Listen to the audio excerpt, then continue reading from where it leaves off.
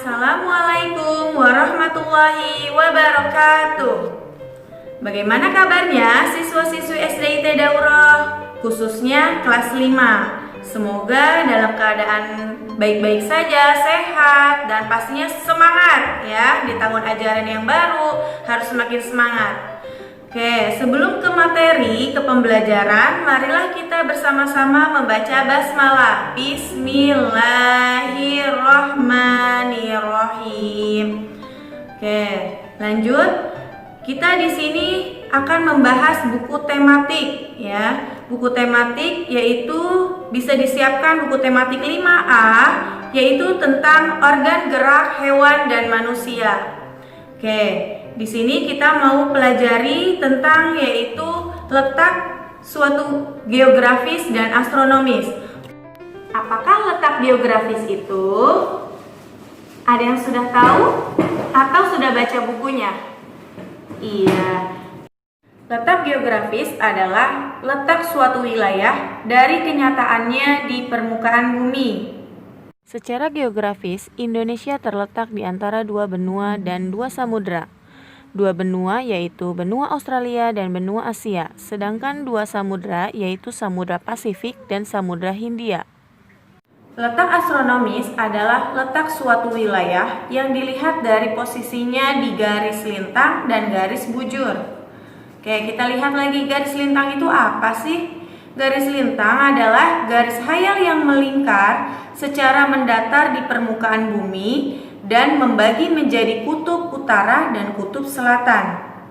Oke, sedangkan garis bujur adalah garis yang membentang di permukaan bumi dari atas ke bawah serta menghubungkan kutub utara dan kutub selatan. Indonesia memiliki beberapa keuntungan berdasarkan letak astronomis dan geografis. Oke, di sini kita lihat letak secara astronomisnya. Keuntungannya ada beberapa, yaitu 1. Indonesia berada di jalur perdagangan dunia. 2. Indonesia menjadi pusat perdagangan dunia.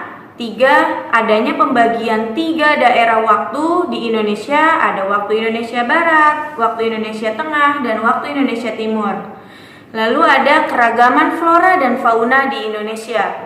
Selanjutnya kita lihat keuntungan letak secara astronomis, yaitu ada beberapa juga. 1. Ada Indonesia berada di iklim tropis. 2. Indonesia memiliki 2 musim. 3. Indonesia aman dari angin siklon. Oke, bisa diperhatikan di gambarnya. Dan keempat, itu ada lahan pertanian yang subur. Mari kita perhatikan peta Indonesia. Bisa kalian lihat di buku atau di video pembelajaran ini.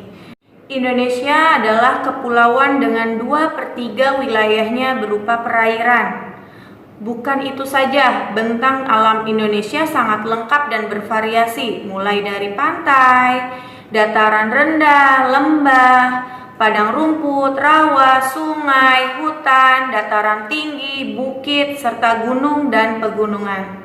Baik. Selain tadi kita sudah mengamati peta Indonesia, kita akan mempelajari pulau-pulau besar di Indonesia. Ayo, ada berapa? Ada beberapa ya. Oke, kita lihat pertama di buku atau di peta bisa kalian lihat atau di atlas ya. Oke, bisa dilihat ada Pulau Sumatera, Pulau Kalimantan, Pulau Sulawesi, Pulau Jawa, Pulau Papua, dan ada satu lagi yaitu Pulau Nusa Tenggara. Pulau Sumatera. Pulau Sumatera merupakan pulau terluas ke-6 di dunia dan banyak terdapat rawa. Di Sumatera juga banyak terdapat gunung berapi yang aktif seperti Merapi, Talang, Sinabung, dan lain-lainnya. Kita ke wilayah timur, terdapat banyak sungai besar seperti Sungai Musi, Batanghari, Asahan, Indagiri, dan lain-lain. Lalu selanjutnya Pulau Jawa. Pulau Jawa merupakan wilayah terluas ke-5 di Indonesia dan merupakan pulau terbesar ke-13 di dunia. Terbentuknya dari aktivitas vulkanik dengan deretan gunung-gunung berapi membentuk jajaran yang terbentang dari timur hingga barat. Selanjutnya Pulau Sulawesi. Pulau Sulawesi merupakan daerah yang terjal dan berbukit-bukit, sehingga memungkinkan untuk memiliki sungai yang terjal dan pendek karena terbatasi oleh bukit-bukit tersebut. Pulau Kalimantan. Kondisi geografis Pulau Kalimantan didominasi oleh hutan hujan tropis yang kaya akan pohon berkayu besar. Pulau Papua. Pulau Papua adalah pulau yang terletak di utara Australia dan merupakan bagian dari wilayah Indonesia Timur. Pulau Papua ini juga merupakan pulau terbesar di Indonesia dan termasuk pulau terbesar kedua di dunia setelah Pulau Greenland. Pulau Nusa Tenggara. Keadaan geografis Nusa Tenggara Barat dan Timur berbukit-bukit dengan dataran tersebar secara sporadis pada gugusan yang sempit. Pada pulau yang didominan permukaan berbukit dan bergunung-gunung, dapat dataran tinggi dan perbukitan dengan kondisi pegunungan tanah yang curam. Sekian pembelajaran hari ini. Mari kita tutup dengan membaca hamdalah. Alhamdulillahirabbil alamin. Wabillahi taufiq wal hidayah. Wassalamualaikum warahmatullahi wabarakatuh.